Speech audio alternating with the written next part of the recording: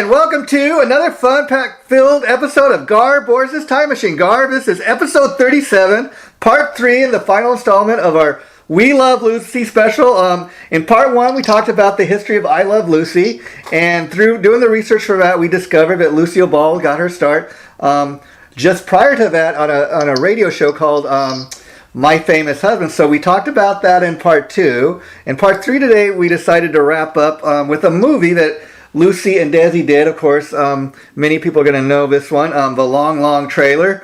I know in prepping for today's show, you watched the show last night, as did I. So let's get right into this. I mean, let's go back in time because you're a little older than me. What do you remember from the first time you saw this movie? Not even talking about watching it last night, but did you see it in a theater? Did you see it on TV? Let's talk about that.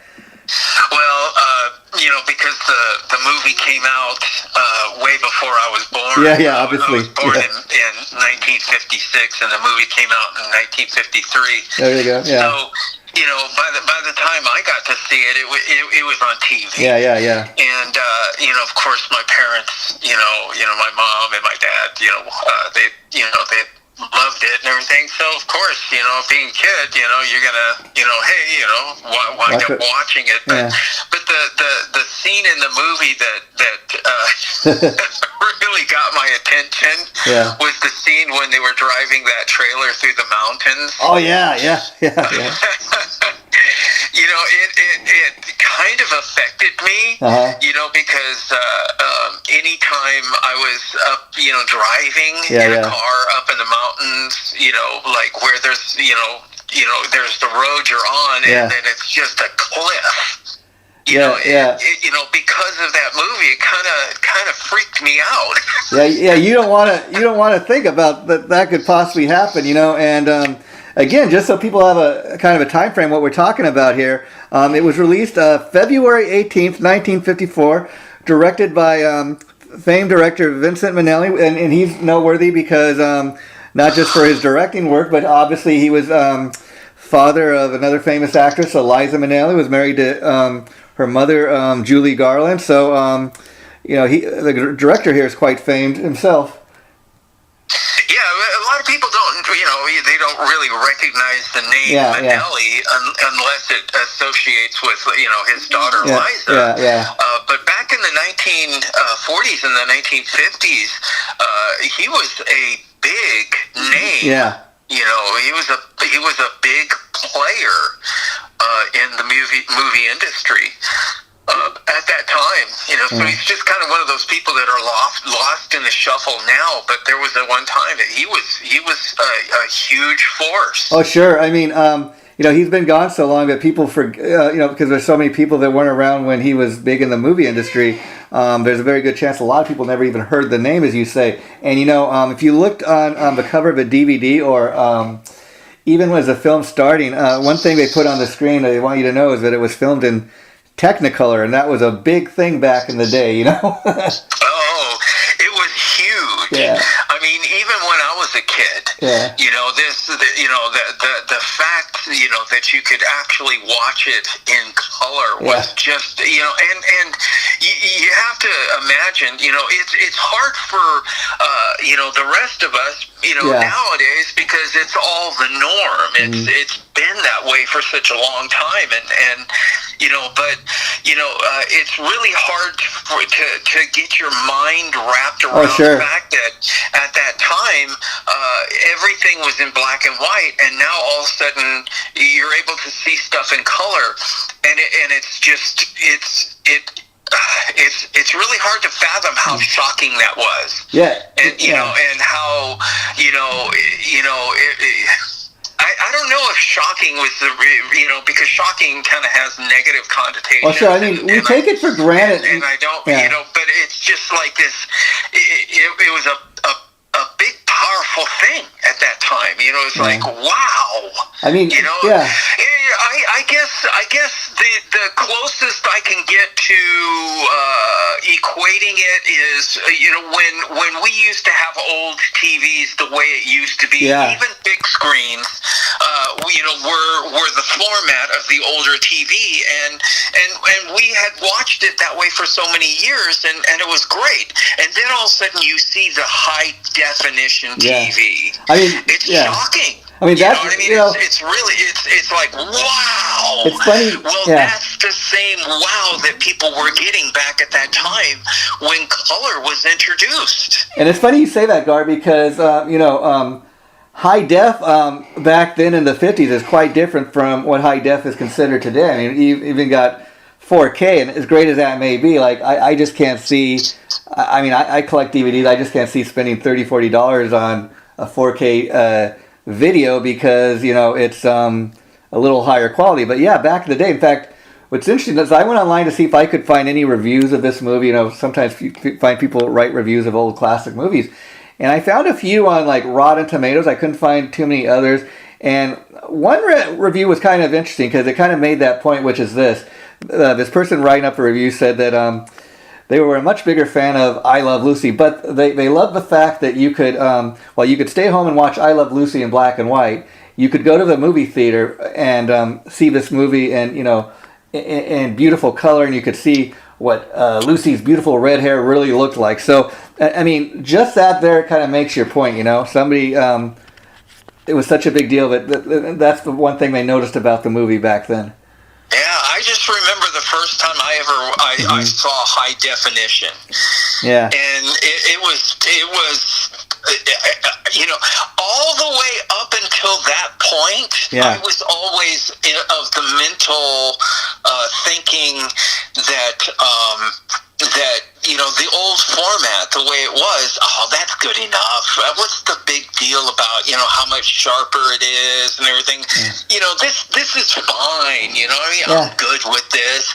And then I saw it and I go, oh my God. I think part of that too, Gar, is not knowing. I mean, like we've said in many of these episodes, like kids today, I mean, they don't know a world before of a cell phone. I mean, you and I are both of the age where we can still remember before there were cell phones. You had those old rotary dial telephones, and then as that advances a little, you remember when people used to have pagers, and you had to run to a payphone to call your work or whatever. I think we've talked about that, but I mean that until you see this modern technology, what it is, you're used to what you're used to, and it's and so a lot of times. Until you get used to new technology, it's kind of foreign to you, and you're like kind of almost afraid to embrace it, Well, but then that also just turns right back around and circles back into the movie because the trailer at that time, all of that was the state-of-the-art technology in the trailer, and they had a big, giant, heavy refrigerator. Those old refrigerators were super heavy. You picked up on that like me. That's one of the first things I seen as a movie is starting. I was looking at all the the big fridge. I mean, that's the first thing that they do not make stuff like that anymore. That is an Yeah. Oh my gosh, I was looking at all of this stuff inside the trailer, and it was like all indicative of the state of the art of 1953, 54. You know what I mean? And it's just like, it's crazy to see that, and back at that time when people were going to the theaters and watching the movie, they were wowing over that. Oh sure. Because and it's just another thing about the movie that just because now you watch it this many years later, you see these juxtapositions of the time differences and stuff like that. How at that time, everybody was marveling at the trailer. Oh my gosh, everybo's running out of the house to see the trailer. The families are in the front yard. It's like this big major event. Thing. And nowadays, it's like, I definitely see people doing something like that with a motorhome. Oh, sure. Or something like that. But nowadays, it doesn't have that same luster. Yeah. Doesn't have that same,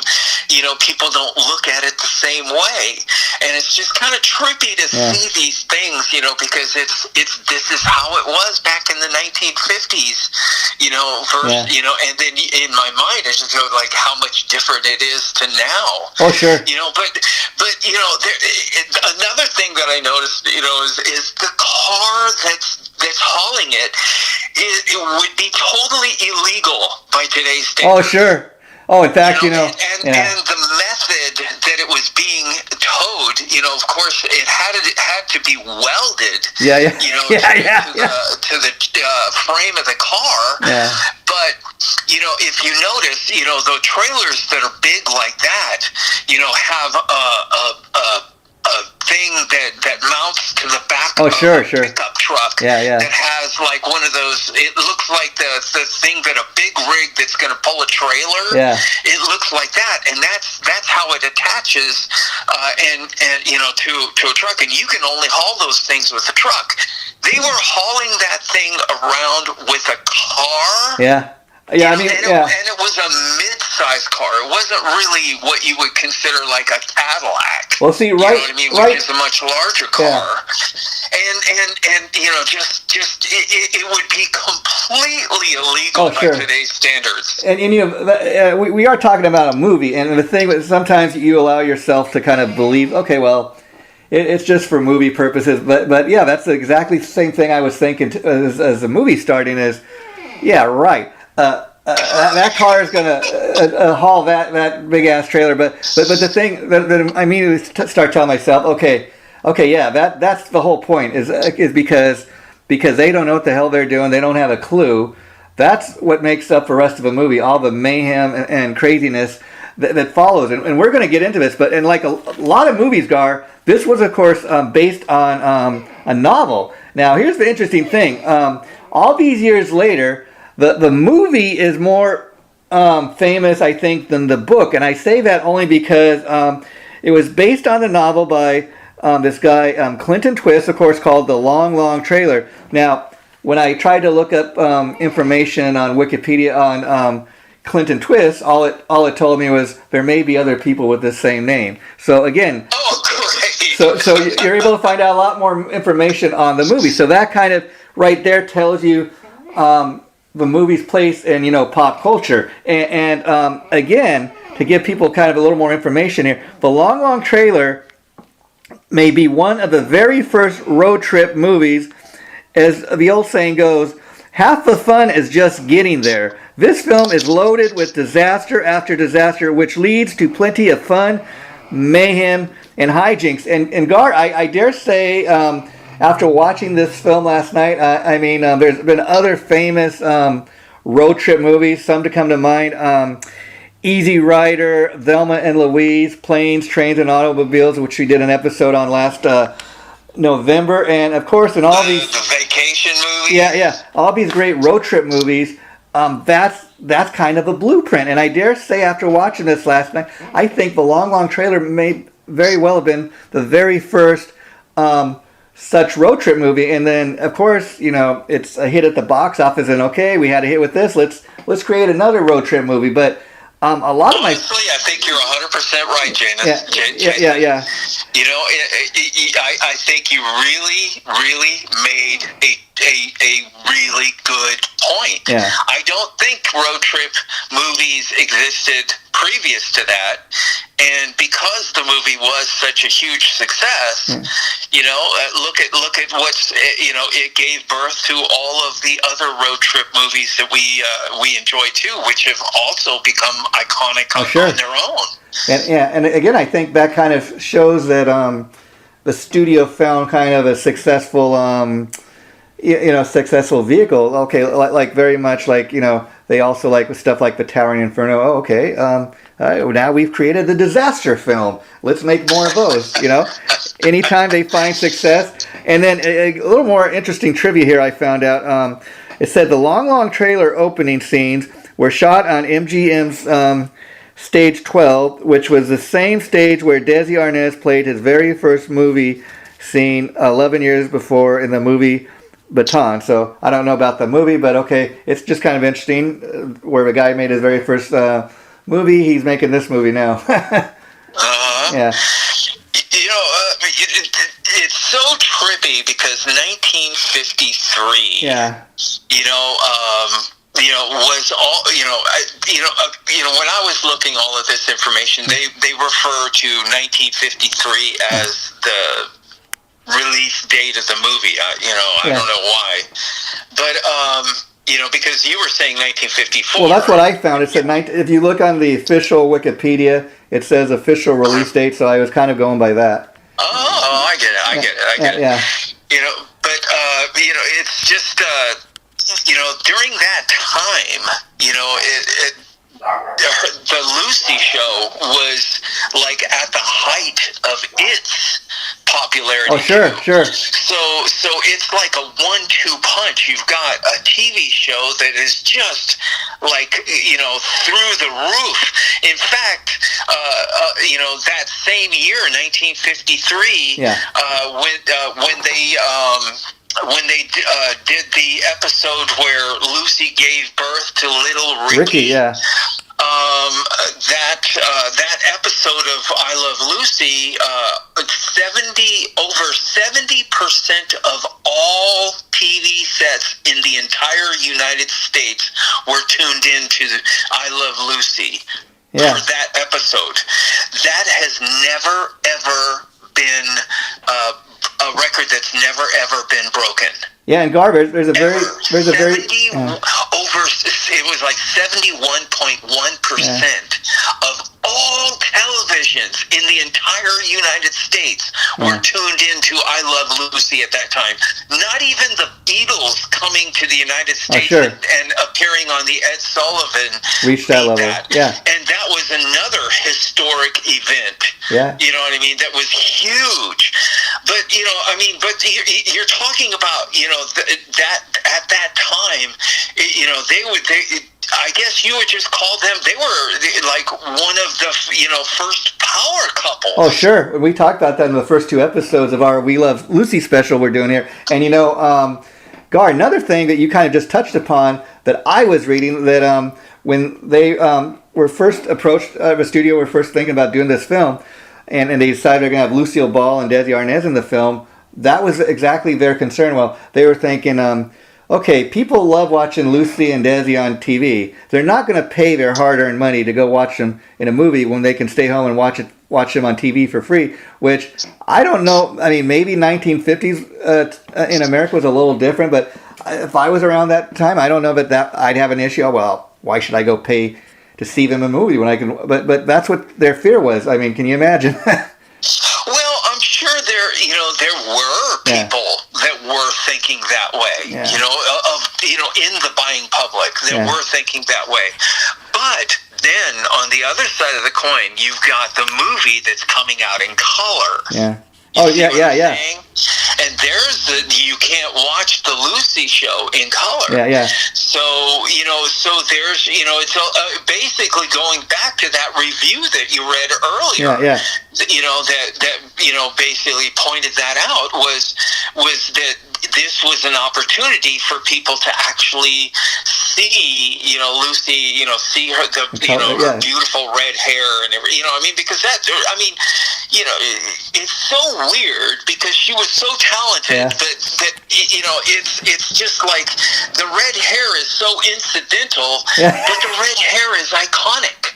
I mean, I've even read stuff. Her identity. I've even read. It's so weird because it's so incidental. I've read stuff in books and seen tributes and stuff to Lucile Ball and stuff in magazines and on the internet, and they always refer to her as a famous redhead, which is kind of funny because she's not a natural redhead, but it's the thing she would become known for, or one of the many things, to identify her, who she is. And they say the famous redhead, we immediately know who they're talking about. Yeah, well, and another thing that I really picked up on when I was, rewatched the movie is, it's just her physical comedy. Oh, sure.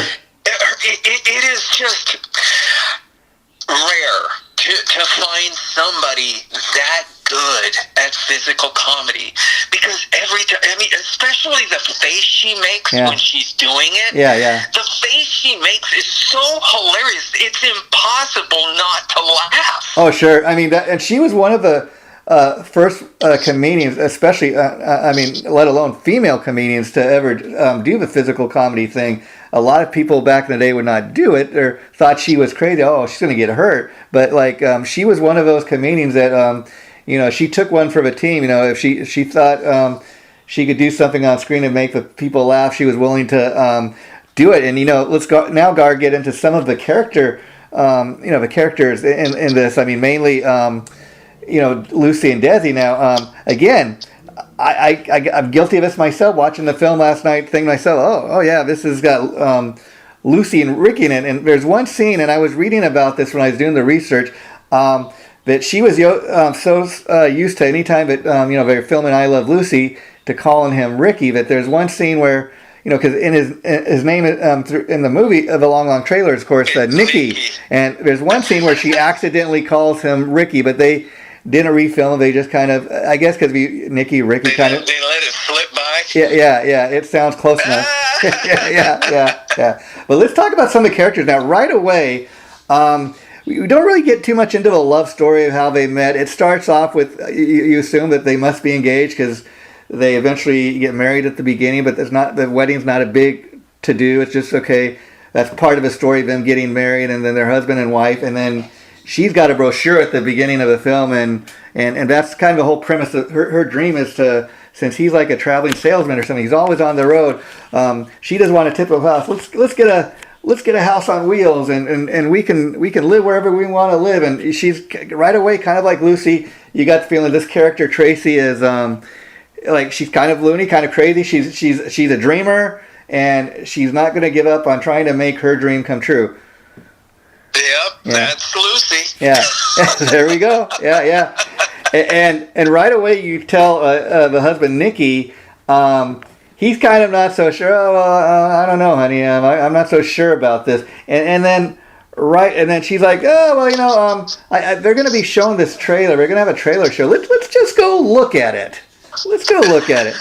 Yeah, okay, honey. Okay, he kind of entertains the idea. He has no idea though. He's kind of lost it because they go look at the show. They have a trailer. She just got her heart so set on it, and she talks to the salesman.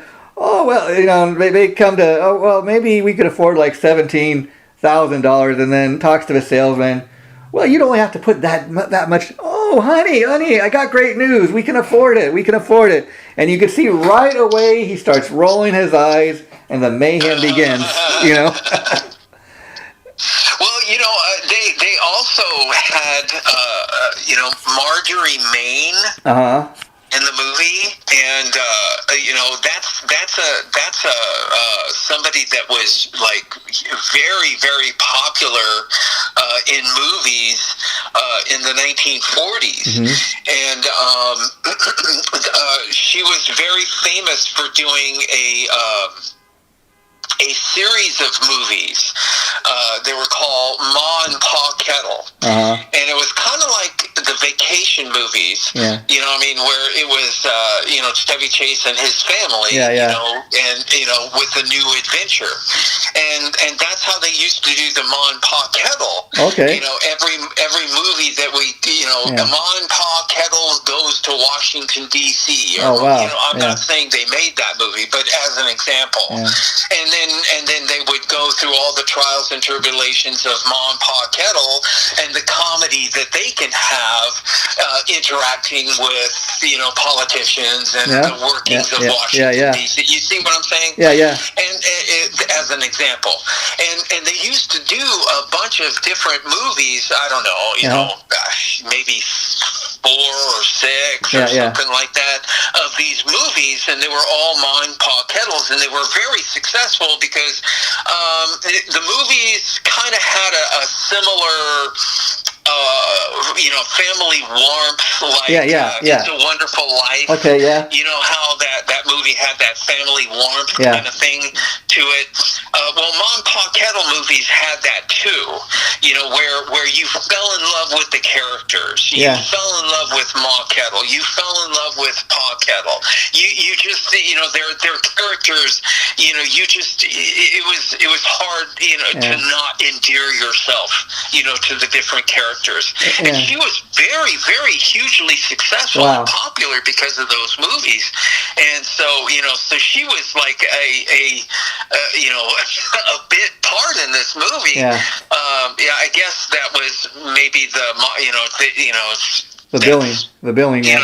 The billing that she could get, and maybe her career was kind of going on, popularity was going on the downward trend.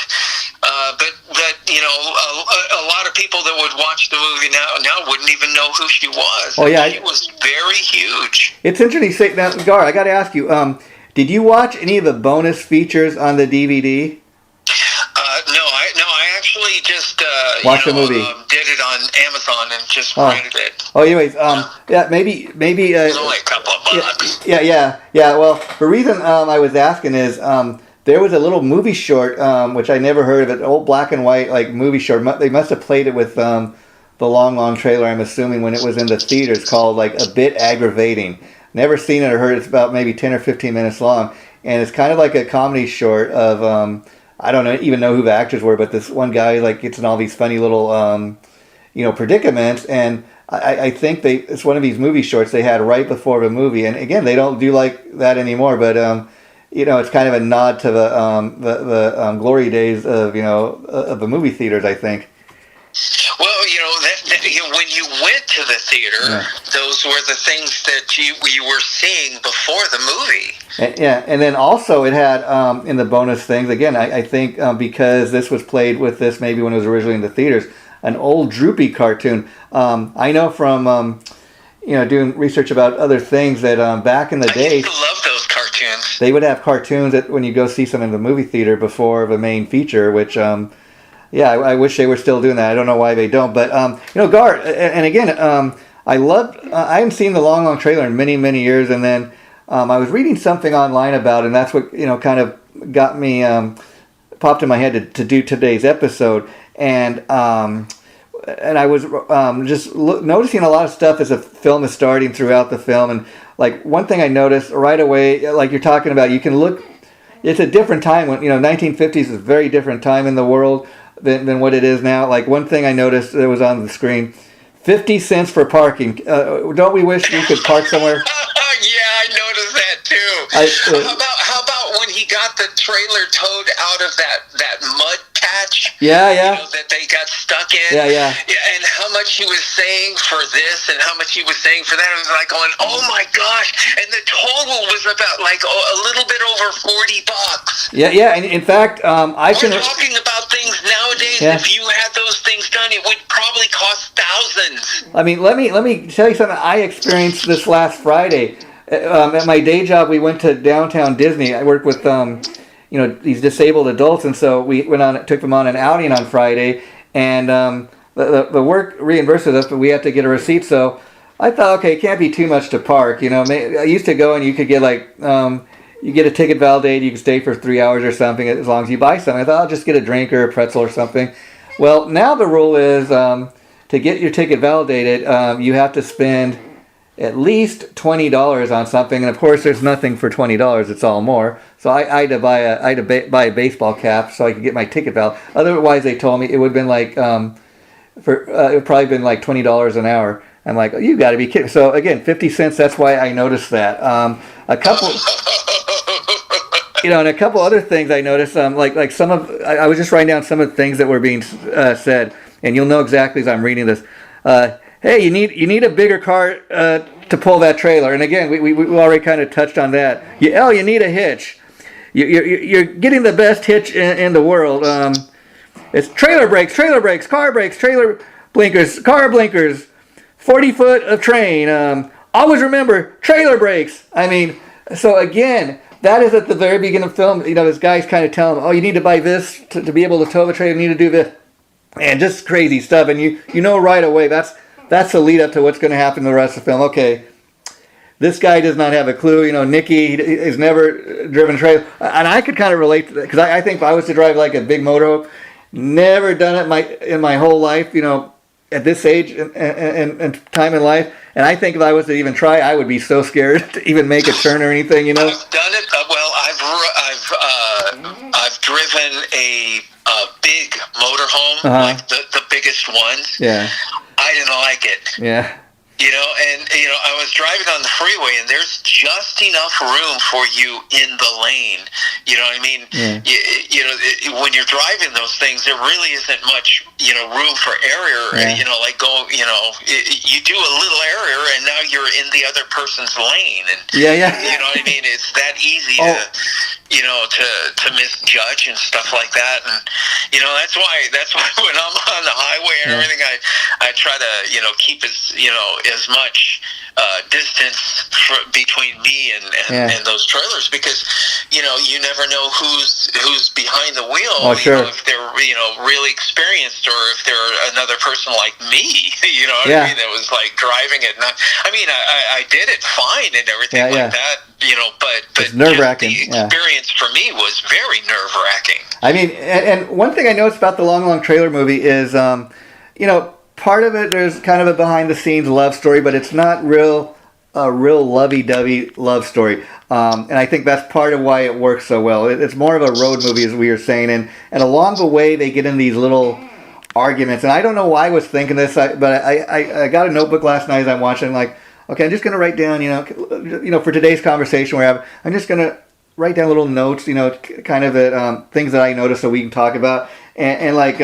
and you'll know what I'm talking about. And again, this kind of sets up the rest of the film. And I'm talking about some of the stuff Lucile Ball's character of Tracy says. It says, oh, our first rock. We'll get a rock wherever we go. And right away you can see Nikki's kind of rolling his eyes. Oh, my God. We don't need a rock wherever we go, but she does it anyways. And it says... you know, talking about setting our house. It's a house on wheels. And then at some point when they really start, you know, kind of going at it, told her, oh, this is my gift to you. This is my my gift to you. And then she puts it, and then when they start arguing, no, it's my trailer. You can't tell me what to do. And it's been one long nightmare. And that's when the kind of a mayhem all starts to, you know, pick up. And again, as the film inches, one thing I noticed, Gar, tell me what you thought about this.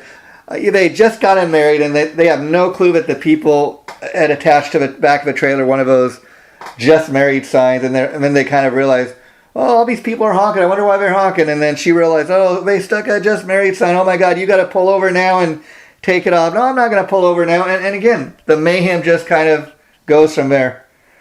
Well, you just touched on something that, you know, when I saw that scene, I was like going, what? Yeah. You know, like they were talking about it like it was a gag. Yeah. You know, the just married thing on the back of the car, it's a gag. Yeah. Well, maybe back in those days it was a gag, but nowadays it's tradition. Yeah. It's the norm, you know, it's expected. Yeah, it's no longer even remotely considered as a gag.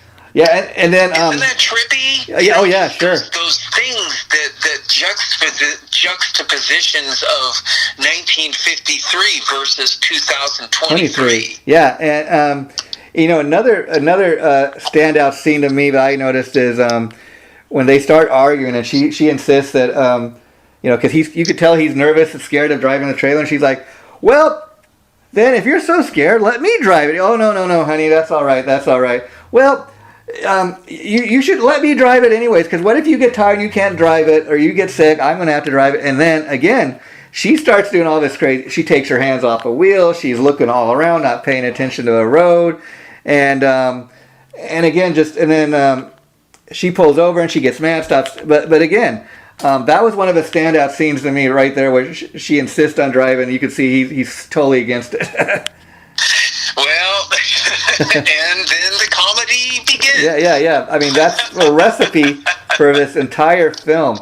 And also in reading some of these reviews online, they were saying, the thing about the Technicolor that when this film came out originally, you know, in 1953, 54, whenever it was, that that's the thing everybody said that Vincent Minnelli was known for, like, taking advantage and really taking use making use of the color. And you can see like in those scenes when they're in the national park and they're going around the mountains. I mean, beautiful Colorado mountains. I mean, I felt like I was there.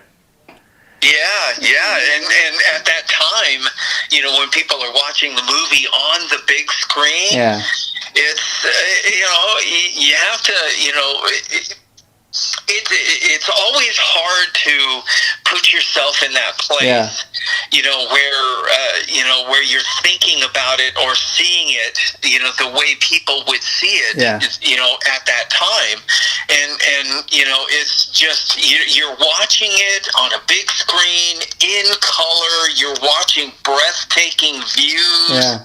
You see what I mean? It's something that we take for granted now. Yeah. But at that time, it was very breathtaking for the audience. Yeah. Oh, yeah. And, another thing with the rocks, I mean, there's this scene where they really get into it, and he's like, okay, I had it. We're throwing everything away. I'll be back in a couple hours. When I get back here, I want all this stuff gone. And, of course, he comes back, and she makes it kind of look neat, and the other guy kind of helped her, said, let's hide these rocks. And then, of course, the big climax scene at the end where, they're going around the mountain and all the, that's kind of a big thing, like towards halfway towards the end of the film is, okay, he's going to find out that she lied and kept all the rocks, and it's going to be her. Could you imagine the damage that would occur inside there if it really happened? Yeah. You know what I mean? The way they're portraying it, because some of those rocks are pretty good size. Yeah. You know what I mean? Yeah.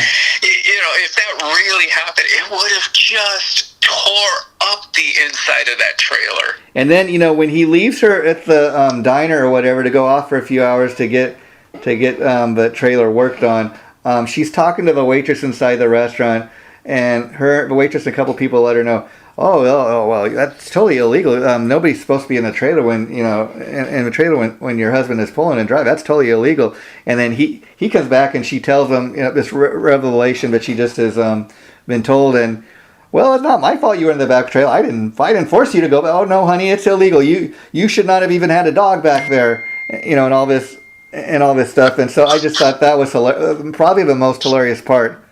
Yeah. The movie, it was not disappointing. Yeah. I mean, in the slightest bit, I got chuckles. From the beginning. Yeah, it was. It just really shows the talent and the chemistry that they both had. They really had a chemistry that really translated to both TV and films, and that was just unheard of.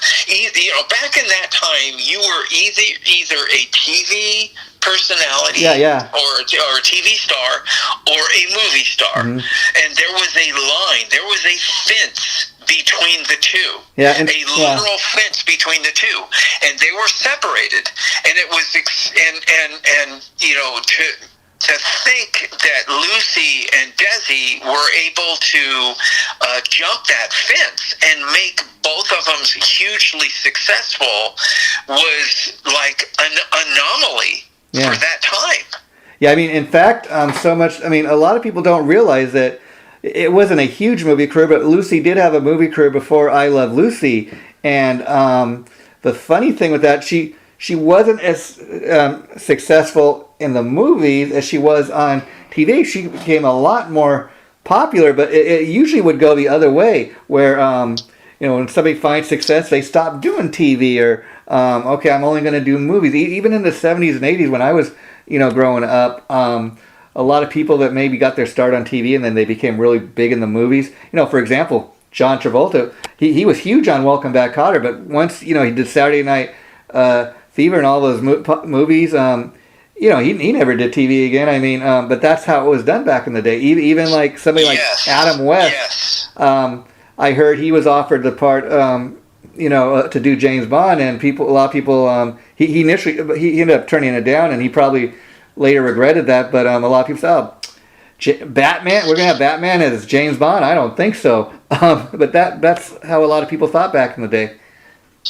Well, but then also back in the day, there was a lot of people that attempted to make the transition from TV, and it wasn't successful. Yeah. Oh, yeah. And that still even happens today. And see, Lucy, you know, there are people that become, you know, successful in TV, and then they okay, from now on, I'm just gonna make movies, and they try to make that transition, and it doesn't take hold. And Lucile Ball was the different story, because while she had some success like doing movies, she became much more popular once she hit the TV screen, you know?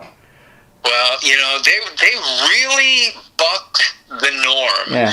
You know, whatever the rules were did not apply, you know, to Lucy and Desi. They could pretty much do whatever they wanted, and it always wound up successful. And I think this, and it's almost everything they touched. We alluded to that in the last episode. Yeah. It's almost everything they touched turned to gold. And I got to go on record saying this: when I'm watching the film last night, I mean. Maybe just from watching I Love Lucy, seeing them together, I think it was a big part that they were really married in real life. They had that connection. But watching the film, you know, when they were first talking about putting I Love Lucy on, their big concern was the fact that he was Cuban. Watching the film, I'm not even thinking about, hey, he's got a Cuban accent. I was just cracking up, and that didn't even come to my mind, you know. Well, you know, but you know, there was, you know, during the time, you know, there were you know, there were things, you know, that basically he is a Latino. Yeah, yeah. And in the movie, they gave him a white person's name. Yeah, yeah, yeah. You know, and it's just, you know, indicative of the time period, because nowadays that, you know, that it's completely unnecessary. Yeah. You know, to do that. But back in the 1950s, they felt that that was necessary.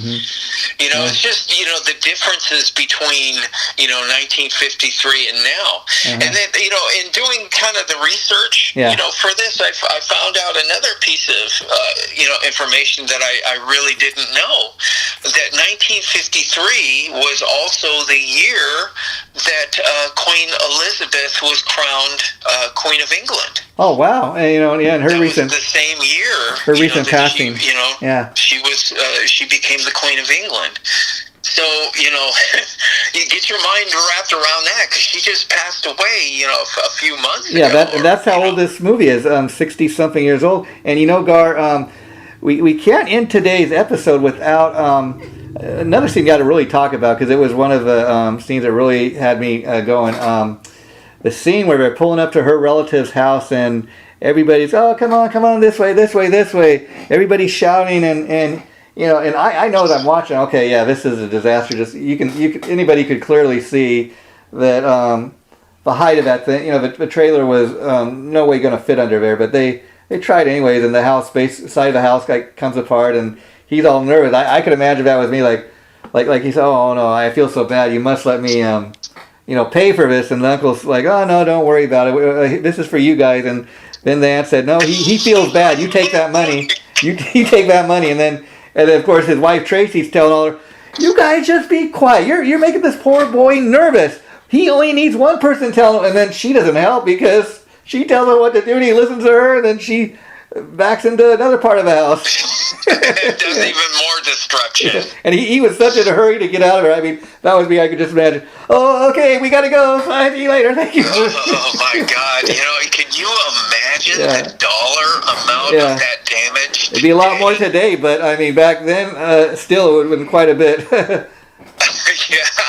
And then got me wondering, like, okay, supposedly this guy's a traveling salesman or something like that. They don't really get into what he does, but it must be pretty good, because, I mean, to me, like, if somebody's telling me, like, hey, let's get a trailer. Okay, that's going to be a huge enough investment alone, but then they're like, oh, you're going to need a car to tow this, so, okay, here's the money. I got money for a trailer. I got money for, we can buy these 2 big purchases, and then yet he's so nervous about, you know, backing into her relative's house. But he must have made pretty decent amount of money to be able to do that, you know?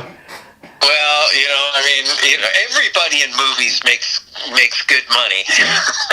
Yeah, that's why it's the movies. Yeah. Whenever you watch movies, how often do you see people, struggling with money? It's like people always have a bottomless wallet. When you're in a movie, that you always got a bottomless wallet. So, but that's part of why we go to the movies, just to kind of forget about our troubles and kind of live in Never Land and wish we could be there. And Gar, as we like to do before we wrap up today's episode, as far as what was going on in the world, you're talking at the top of this today. 1950s. That was the early days of TV, and we're talking about black and white TV. And the thing, like you've made abundantly clear in many of our episodes, is back in the 1950s. Not everybody had a TV like they do today. I mean, it was considered. Even my father was telling me, if you had a TV back in the day, people would be talking about the neighbors. Those are the rich people. It was a luxury. Those are the rich people. They got a TV. They don't only have one TV. They have a TV in their bedroom and in their living room. So it was kind of more of a novelty back then. And it was so it says as far as what was going on, NBC premiered the very first colorized broadcast of the Tournament of Roses parade across the United States of America on January 1st, 1954. February 18th, 1954, the first Church of Scientology is established in Los Angeles, California. Now, I noted that down because today we hear of all these, celebrities like John Travolta are part of this Church of Scientology, and I guess it was established in Los Angeles, California, so it would make sense that a lot of Hollywood celebrities would get into something like that, but it's become a huge thing today, Yeah, well, back in those days, L. Ron Hubbard actually existed. Yeah, and again, Gar, this is kind of making your point about the TVs. It says February 23rd, 1954, the very first color TV sets are offered for sale to the general public. So again, up until that point, they had black and white TV. Not everybody could afford it. But once they started having colorized TV, they put it on the national market, and anybody that could afford it could go in a store and get it. So that was quite a big deal back then, Well, here's another thing. Nowadays when somebody introduces a new technology and it becomes available to the public, it's always like super expensive. Oh, sure. And the first models are always not really considered the better ones because they haven't worked out a lot of the bugs. But back in those days, in the 1950s, color TV was a brand new technology. And it was so outrageously expensive. Only the elite rich could afford a color TV at that time. Yeah, and so you didn't have to just be rich. Yeah. You had to be elite rich. And to be able to afford one of those. And so what people got to understand too. I mean, they had even going to the movies was a special thing. You go back to 1931, like we've done before, and they have movies like Dracula and original Frankenstein, Universal movies, and I make note of that because that's way before TV. So even to go to the movie theater, I mean, they didn't really start having movie theaters from what I've read until like the Roaring '20s. And so again, you go home, like we think, I go home from work every day, I'm going to turn on the TV, I'm going to find something to watch. But, back in the 1930s, there was no TV at all. So as far as being able to go to the movie theaters, a lot of the movies were silent. They were just learning how to do talkies, as they like to call them. And so to go to a movie theater was a major event back in the day. And then once you get to 1954 and they offer these color TVs to the general public, if you're able to afford it, now you kind of got a choice. Okay, do I want to stay home and enjoy my TV shows, or do I want to go out to the theater and watch a movie? When I was a kid, we're talking about like the 1960s, and I was a kid and I went to the movies with my parents. Before the movie, came up on the screen. Yeah. Of course, the norm. They would show trailers and stuff like that. Get you excited about another movie coming out and stuff like that. But you also watched the news. Wow. Yeah. I wasn't aware of that. Wow. I remember that. So back in the days before TVs existed, when people went to the theater, that's also where they got to watch the news too. And you make a very interesting point, because I never thought of that. And it makes sense. And so besides being able to get your news that way, back in the day, they didn't have the internet. They didn't have any of this modern technology. But the only other way you could get your news, if you didn't get on the TV, was that's why. How many people go and get the daily paper? I'm going to go to a coffee shop and read the news, and that's what a lot of people started doing. And then it says May 6th, April 1st, 1954, the President of the United States, Dwight D. Eisenhower, authorized the creation of a U.S. Air Force. And again, I note this, Gar, because just so people can realize what was going on in the world at that time, because I know in my lifetime and your lifetime, there's never been a time when it didn't have the Navy, the Air Force, the Army. And so to think that the Air Force has only been around since 1954, that's quite a thing to think about, Yes. People just assume it's been around forever. Yeah. You know what I mean? Yeah. And then, I thoroughly enjoyed the movie. It was just as funny now as it's ever been. Lucy, in the movie, is at the top of her game. Oh, sure. As far as the comedy and everything, and just her, her physical comedy is absolutely stellar. Yeah. The scene where the trailer is tipped and she winds up falling in the mud was an iconic scene at that time. It was water cooler scene, if you know what I mean, where when people were talking around the water cooler about, I just saw the long trailer, that was like the one of the most talked about scenes in the movie, and that's the ultimate of physical comedy when she does that. It literally is. You cannot outdo the physical comedy that she did by that particular scene. Yeah, and another standout scene to me too is the scene where the trailer gets stuck in the mud, and she's in there trying to cook him dinner and all that, and he, poor guy, is out there. Poor guy always gets stuck doing stuff like this, but he's out there in the rain. He's getting all muddied up. He's getting the rain thrashed on him. He's trying to tilt that giant trailer up with a jack. A car jack. And I was thinking, okay, what's going to happen next? Oh my God!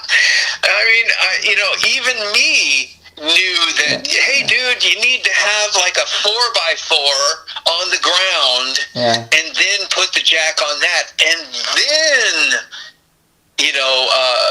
start raising it up. But he's taking the jack and just putting it in mud and trying to raise the tray. That's never gonna work.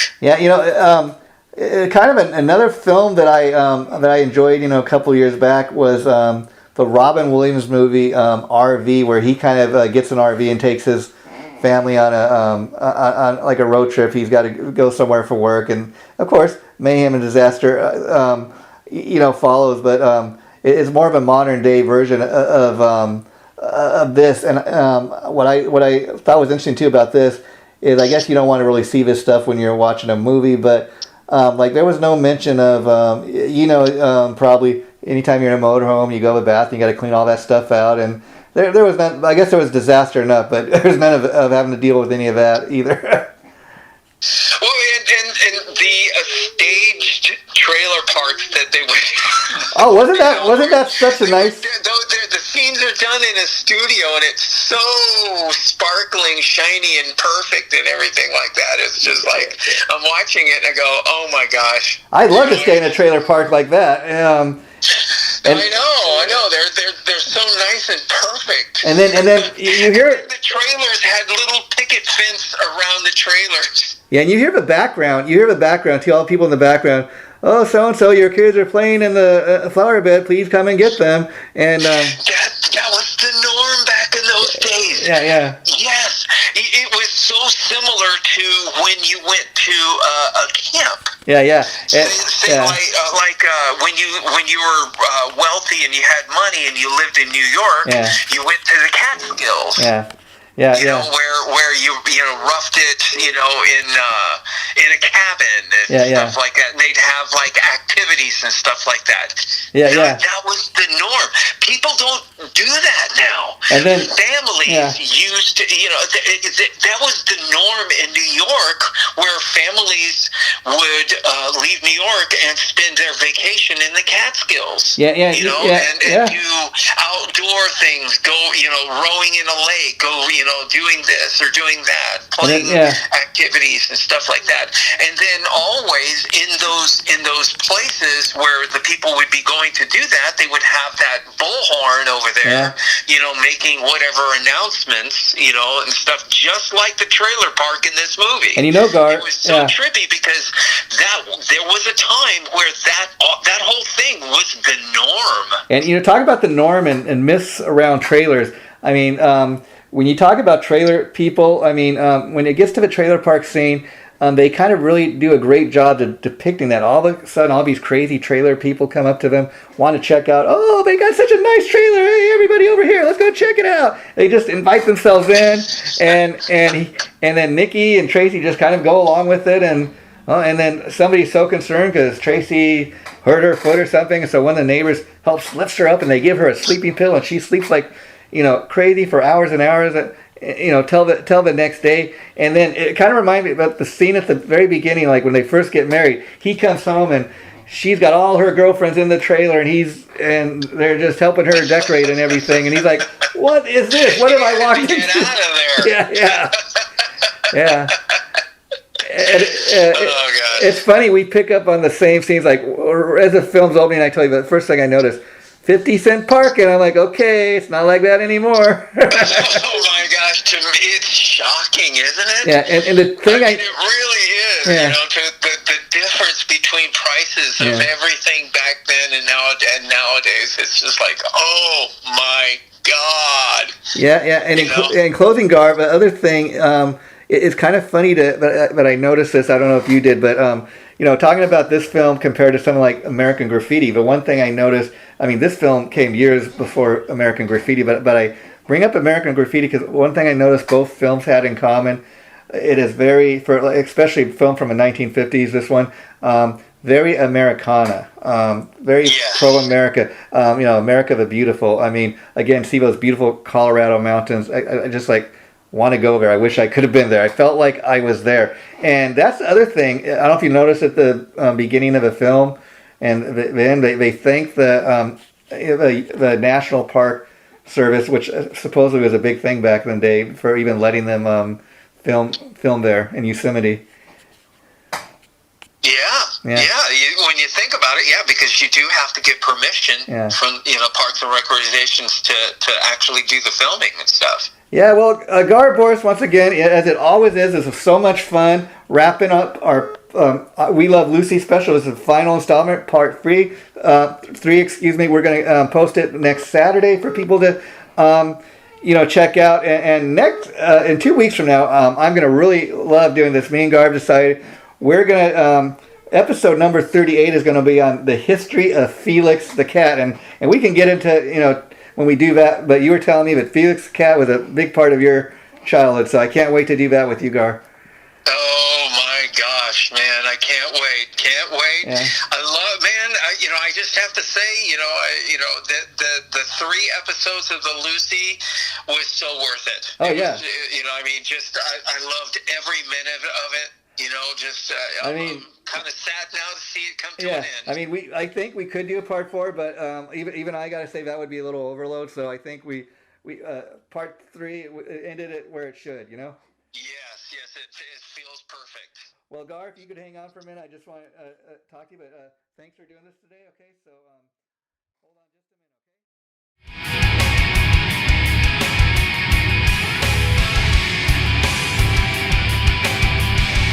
Chaotic Riffs Magazine.